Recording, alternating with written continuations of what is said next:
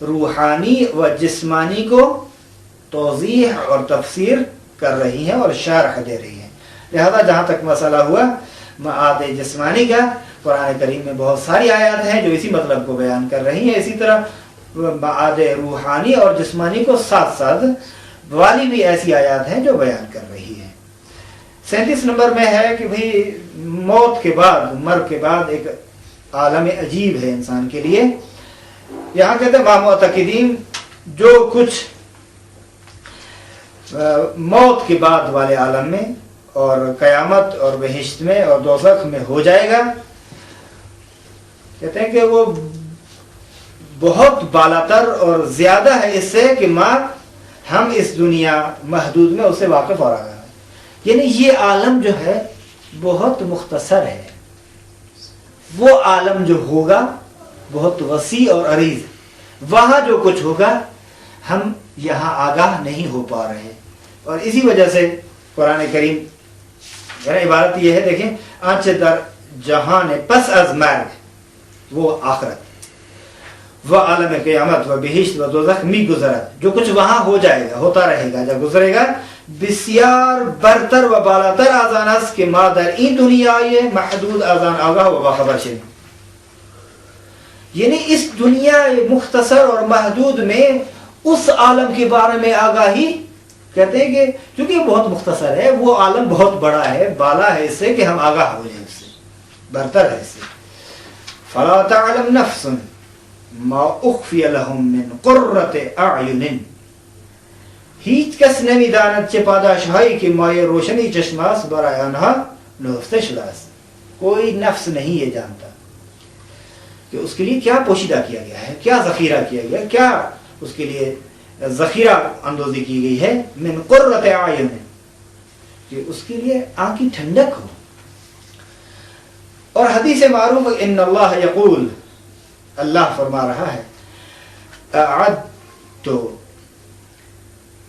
اعددت لعبادی الصالحین ما لا عین رأت ولا اذن سمعت ولا خطر على قلب بشر. میں نے آمادہ کیا ہے، اعددت میں نے آمادہ کیا ہے، مہیا کیا ہے، فراہم کیا ہے اپنے صالح بندوں، لعبادی اپنے ایسے بندوں کے لیے، یا الصالحین جس کی صفت یہ ہے، کیا ایسی چیزیں میں نے فراہم کی ہیں اپنے بندوں کے لیے کہ جس کو آنکھ نے نہیں دیکھا ہوگا اور کان نے نہیں سنا ہوگا اور کسی بھی بشر کے قلب پر اس چیز نے خطور بھی نہیں کیا ہوگا. تو حقیقت میں کیا ہے، کہتے ہیں درواقع یہ جو دنیا ہے، وہ دیکھیے ہم اس دنیا میں، اس دنیا کو فرض کریں ایک ماں کا شکم جو ہے وہ فرض کریں. ایک ماں کا شکم کتنی محدود دنیا ہوتی ہے بچے کے لیے. کہتے ہیں کہ ہم اس دنیا میں ایسے ہیں جیسے بچہ ماں کی شکم میں. اور یہ جب بچہ ہوتا ہے کیوں ہوتا ہے؟ کیونکہ اس کو اس جگہ سے انس ہو چکا ہوتا ہے نا. اب وہ جب اس دنیا سے چینج ہوتا ہے دوسری جگہ تو وہ وحشت اور دہشت آ جاتی ہے کہ یہ کہاں میں آ گیا. اور دوسری جگہ چونکہ نامانوس جگہ اس کے لیے اسے رونے لگتا ہے. لہذا یہ کہہ رہے ہیں کہ درواقع مادر این دنیا به منزل جینین ہائی کے در محیط محدود شکم مادر قرار دارا می باشیم. ہم کیا ہیں؟ ہم اس دنیا میں ان بچوں کی طرح ہیں، چھوٹے بچوں کی طرح جو ماں کے پیٹ میں ہیں. ہماری زندگی اس دنیا میں اسی طرح ہے جس طرح بچہ ایک شکم مادر میں زندگی بسر کر رہا ہو. کتنی محدود زندگی ہوتی ہے. کہتے ہیں ہماری یہ دنیاوی زندگی اس کی طرح ہے.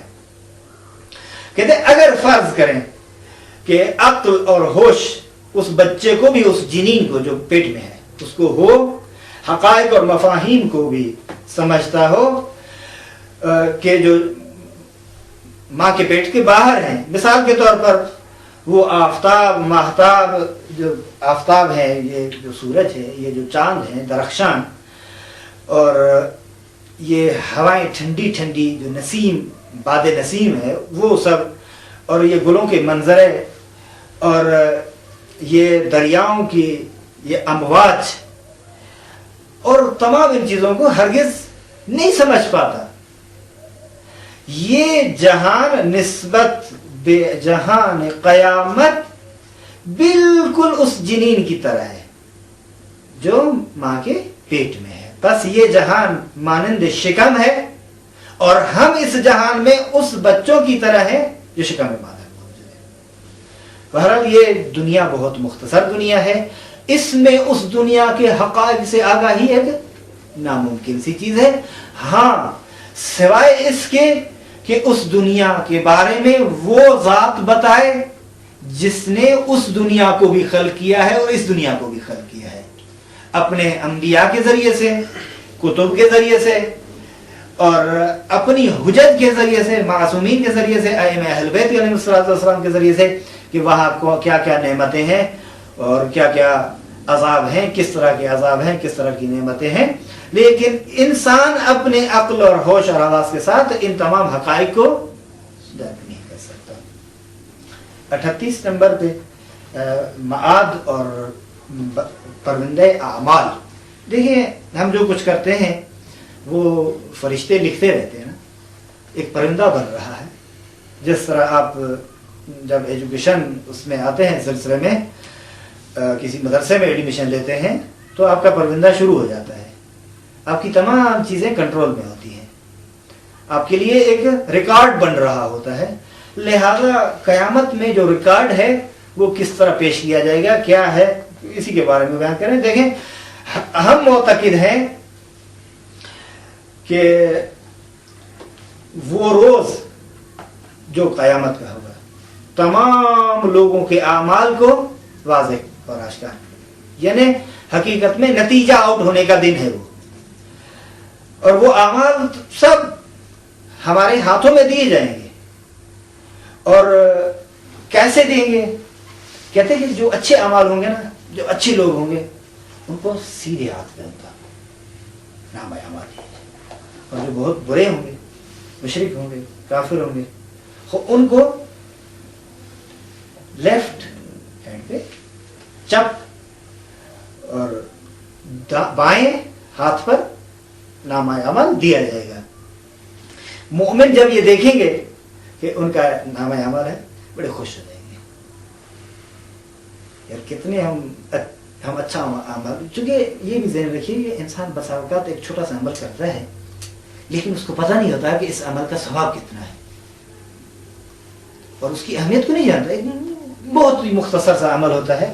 مثلا فرض کریں ایک چھوٹا عمل ہے, ایک نابینا شخص روڈ پر کھڑا ہے, وہ کہہ رہا ہے کہ مجھے کراس کرنا ہے. کوئی خاص اہمیت نہیں دیتا وہ.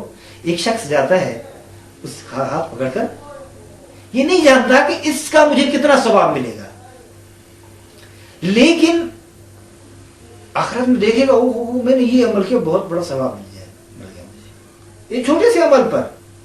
اور البتہ اخلاص خلوص شرط ہے. یہاں بھی ایک حدیث میں بتاتا چلوں کہ نیت المؤمن خیر من عملہ ونیت الکافر شر من عملہ. یہ کیوں بھائی سوال ہے نا کہ جو ایک اچھے اعمال بجا لاتا ہے اس کو ہمیشہ ہمیشہ آخرت میں زندگی دی جائے, ہمیشہ زندگی اچھی زندگی دی جائے. زیادہ سے زیادہ کہ 20 سال 40 سال 50 سال یہ زندگی گزاری ہے نا, تو اتنے سال رکھیں, کیوں دائمی زندگی اس کو. یا مثال ایک کافر ہے, مشرک ہے, اس نے زیادہ سے زیادہ 50 سال 60 سال 100 سال 200 سال جتنے بھی محدود حوالے سے, لیکن ہمیشہ اس کو جہنم میں کیوں رکھا گیا, کیوں رکھا جائے گا؟ تو اس کے لیے جواب یہی ہے نیت. کیونکہ یہ کیوں رکھا جا رہا ہے مومن کو ہمیشہ کے لیے جنت میں؟ چونکہ اس کی نیت یہ تھی کہ اگر میں دائماً اس دنیا میں رہتا تو اسی طرح اچھے اعمال بجا لاتا رہتا. اس کی نیت بھی یہی تھا. اور کافر اور مشرک اور یہودی جو اللہ تبارک و تعالیٰ کی نافرمانی کر رہے ہیں, یہ لوگ ہمیشہ ہمیشہ اس لیے جہنم میں رہیں گے چونکہ اگر ان کو ہمیشہ اور دائمی اور ابدی زندگی دی جاتی تو اس کے باوجود بھی یہ سرکشی اور نافرمانی اور شرک اور کفر سے ہاتھ نہ اٹھاتے، اس نیت کی وجہ سے انہیں۔ اب یہاں یہ حدیث جو میں نے گئی کہ نیت المؤمن، نیت وہ ارادہ جو ہے، ایک مرتبہ انسان اچھا کام کر رہا ہے اس کو ثواب مل رہا ہے اچھے کام کا، ایک مرتبہ نیت کر رہا ہے لیکن وہ عمل انجام نہیں ہو پا رہا، اس نیت پہ بھی اس کو ثواب ملے گا، فقط اس نیت کرنے پہ، اچھے عمل کی نیت کرنے پر بھی اسے ثواب، ولو اگرچہ وہ خارج میں انجام نہ بھی دے۔ اگر اس نے نیت کیا اور عمل بھی انجام دیا تو یہ نیت بہتر ہے اس کے اس عمل سے۔ اب یہاں سے قرآن کی اب کہاں کس ہاتھ میں کیسے دیا جائے گا، قرآن کیا کہہ رہا ہے اس کے بارے میں؟ رائٹ ہینڈ پہ مومنین پرہیزگار، اور دوسرے جو لوگ ہیں ان کو لیفٹ ہینڈ پہ دیا جائے گا۔ فَأَمَّا مَنْ أُوتِيَ كِتَابَهُ بِيَمِينِهِ فَيَقُولُ هَاؤُمْ اقْرَءُوا كِتَابِيَهْ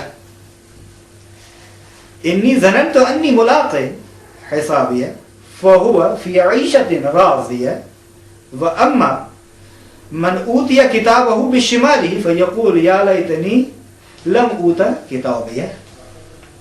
بڑی زبردست آیت ہے، دیکھیے کہتے ہیں کہ رہا مسئلہ اس شخص کا کہ جس کا نام اعمال اس کے رائٹ ہینڈ پہ دیا جاتا ہے، وہ کہتا ہے فیقول، وہ کہتا ہے کیا؟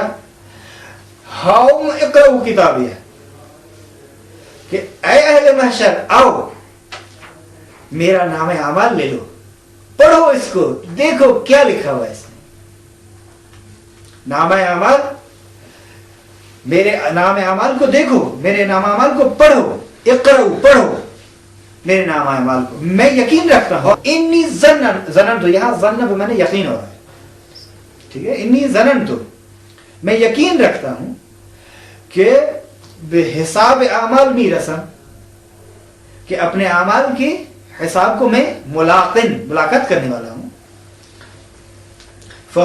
وہ شخص کیا ہوگا؟ فَهُوَ فِي عِيشَةٍ رَاضِيَةٍ، آسودہ زندگی میں ہوگا، ایسی زندگی جس سے راضی رہے گا ہمیشہ۔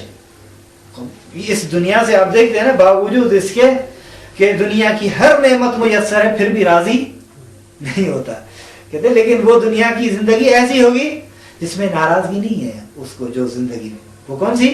اہل بہشت کی زندگی۔ کہتے ہیں کہ فعیشت راضیہ، پسندیدہ زندگی گزار رہا ہوگا، عیش اور عشرت کی زندگی ہوگی اس کی، آسودہ خاطر زندگی ہو اس کی، رضایت بخش زندگی ہوگی اس کی۔